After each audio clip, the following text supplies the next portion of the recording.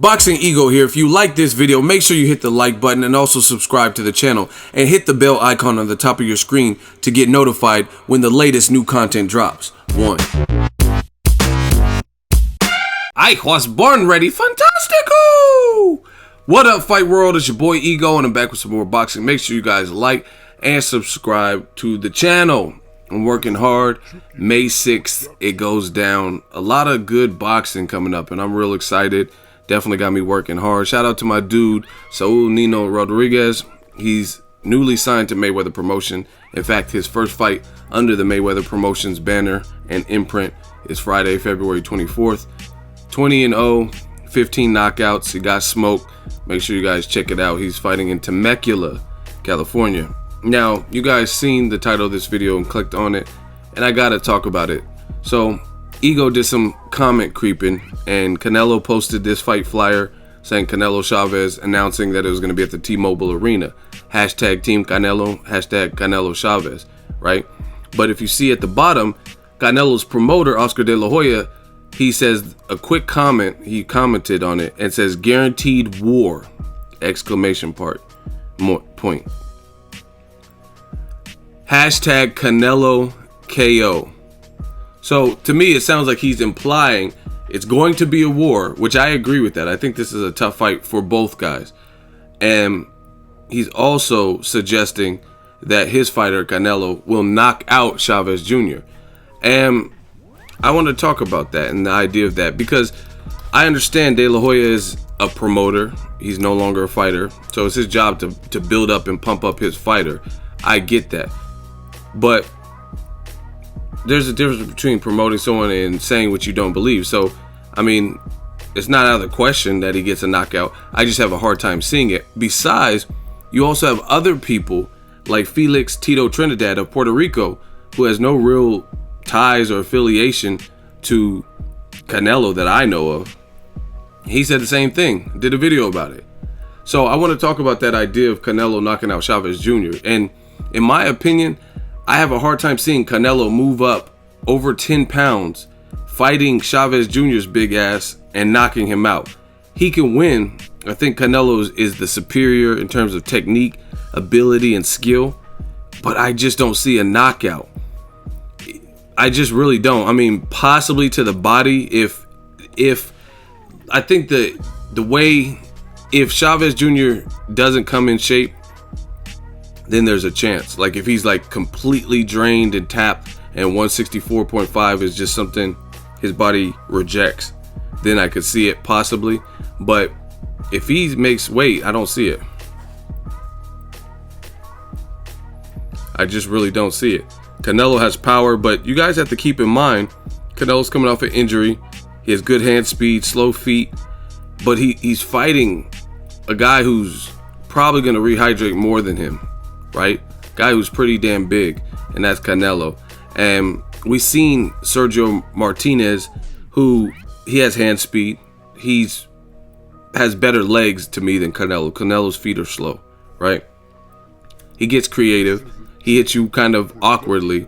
There's a lot of fight. Like, that's just what I know. I study my boxing, and certain regions have awkward fighters. Like the way they throw punches varies from region to region. For example, Sergio Martinez Matavilla is from Argentina, and something I've noticed, a lot of those Argentina top fighters have power and they throw their punches different than other areas from around the world. Look at Matisse, look at Maidana. That's how he caught Broner, because it's like subtle trickery and unorthodox punching and like this weird chopping.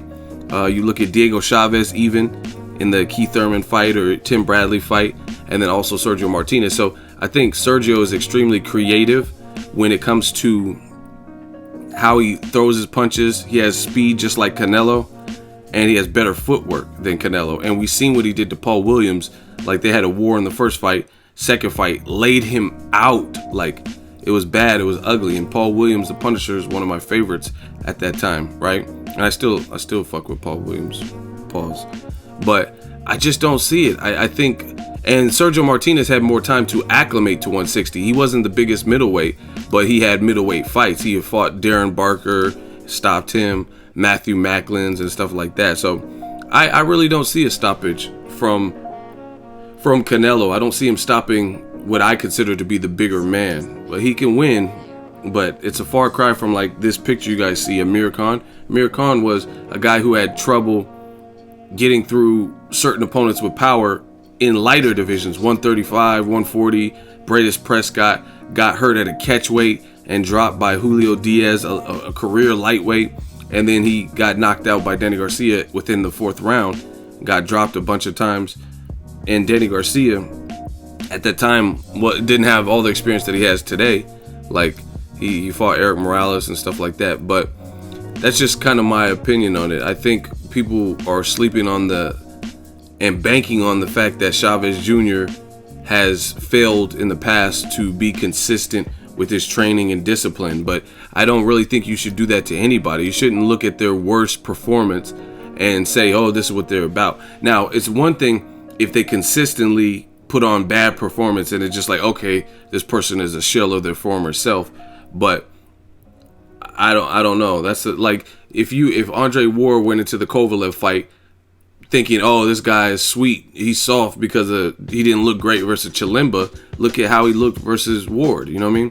People, depending on who you're in there with, I think the tension rises and people up the ante and the level of competition for certain people. Obviously, there's within reason. Sometimes people are just so far gone and been stopped 6 times and stuff like that and have so many losses that it's hard to resurrect them in their prime years. But Canelo's a hell of a fighter. Again, he has the better technique. He's the better boxer, but he is moving up a lot of weight, and that is quite a process.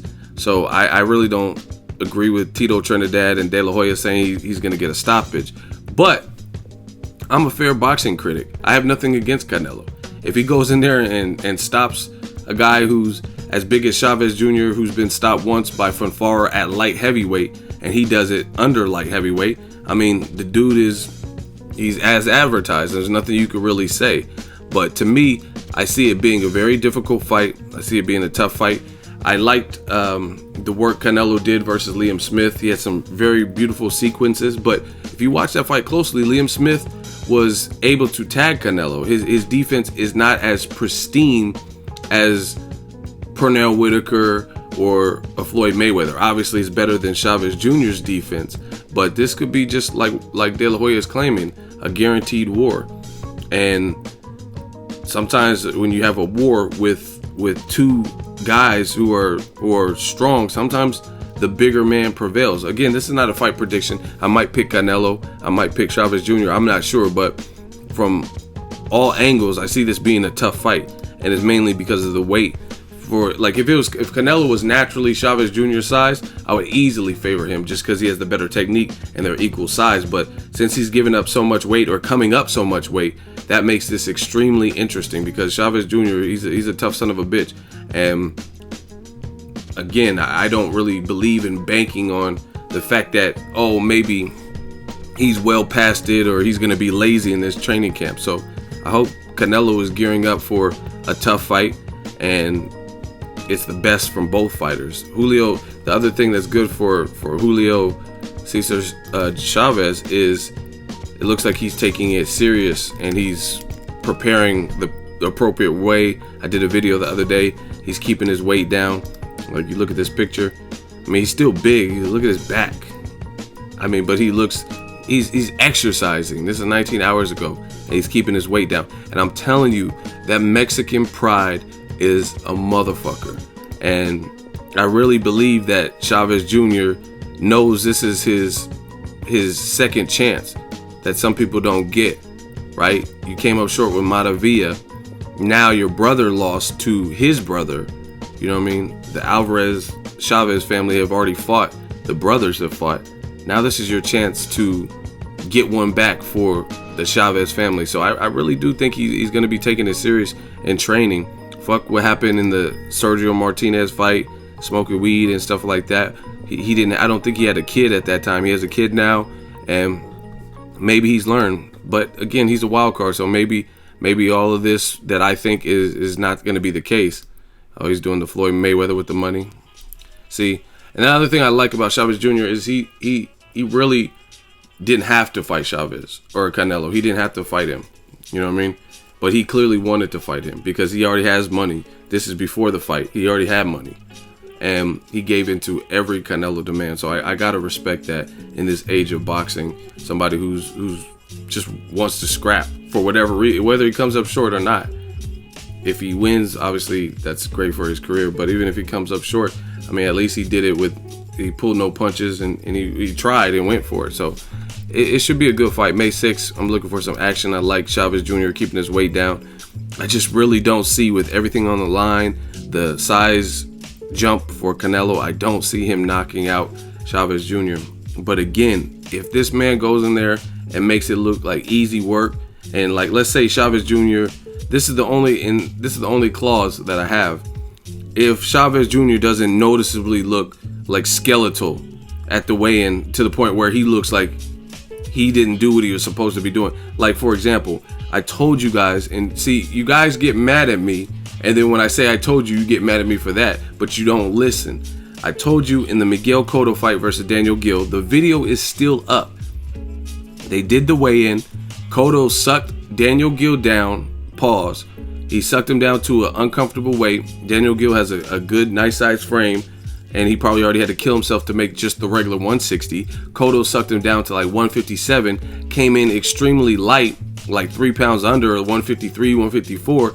Daniel Gill made 157, and he looked like he was swaying, like he was on a cruise ship or something. Like, he did not look good. He looked tapped. He looked drained. His lips looked dry. He looked like a skeleton, The Walking Dead.